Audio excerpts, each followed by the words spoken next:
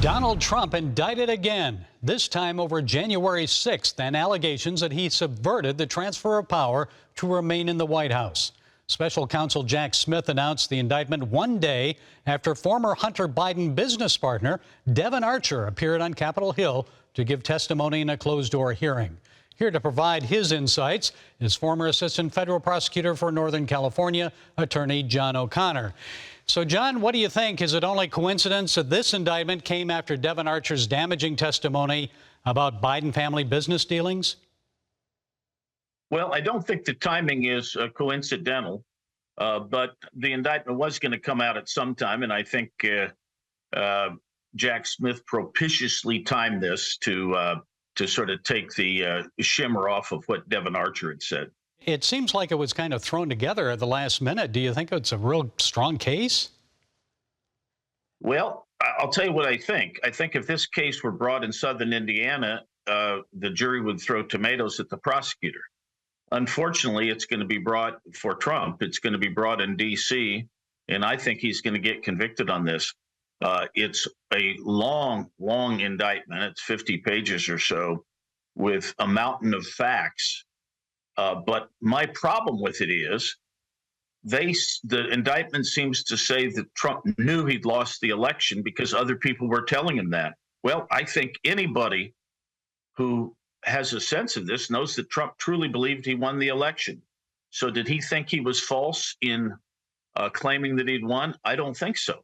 However, the way the statute's written, if one corruptly tries to obstruct a proceeding, you're guilty under USC 1815-12. And it looks to me like this jury with this judge is going to convict him. Well, he's using the First Amendment free speech defense, but he's also, it's a matter of belief, is it not? That's kind of tough to prove legally, isn't it? What he believed? Well, yes, but the indictment is full of people telling him he lost, number one. But the real problem with the indictment from Trump's perspective is that he put forth an alternative slate of electors. The prosecution calls these fake electors. If the jury buys the idea that there was something inherently false about offering an alternative slate of electors, then that's all you need to say that he was misleading in trying to obstruct this proceeding. So there's no chance he could get a change of venue on this, saying that he could not have a fair trial? I don't think so, because everyone's going to know about this in the United States, throughout the United States. They'll just have different opinions on it. And the judge has to agree to that. And I don't think the judge is going to do that. This is a great opportunity. She's an Obama appointee. It's an interesting case. I think she will not grant a change of venue. So how is Trump going to get beyond all of this? He has 3 cases against him. At least one more indictment is possible. How does he get beyond it, John? I don't think he does. I mean, I think this case, because you don't have the classified documents as you have in Mar-a-Lago, that this case will go to trial earlier. You don't have all those national security concerns about the documents. So I think this case will be tried before the end of the year. So in my view, he will get convicted and arguably wrongfully before the end of 2023, whereas the really strong case against him is the obstruction counts in the Mar-a-Lago indictment. That won't go forward till the earliest May of 2023. So that's the one that really has some troubling facts in it, in my view. But he's going to get convicted in late 2023. He'll get convicted in May of 2024 or a little bit after.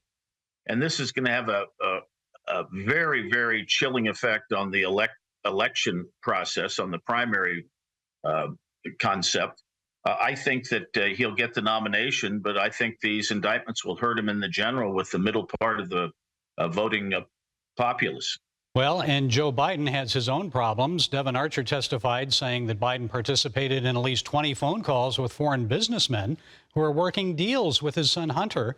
Now, Democrats say on Capitol Hill, they said conversations were only an exchange of pleasantries. They were only talking about the weather and so forth. What do you think?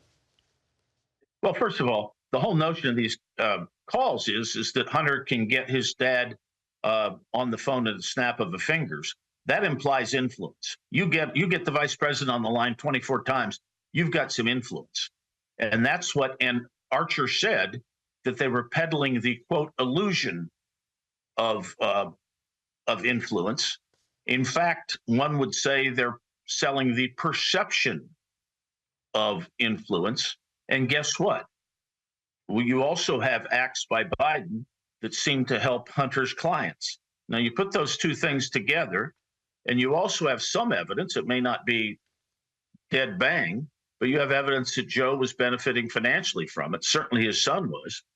So it certainly looks like influence peddling, and it looks like Joe's in on the deal. Well, so it looks like we could end up with our former president in prison and our current president impeached. I mean, what's going to happen here? What do you think? Well, the Republicans won't impeach him. They know they'll never remove him. And if they impeach him, they're just going to invoke sympathy. The press will be outraged at this. They'll say it's just a partisan hit job.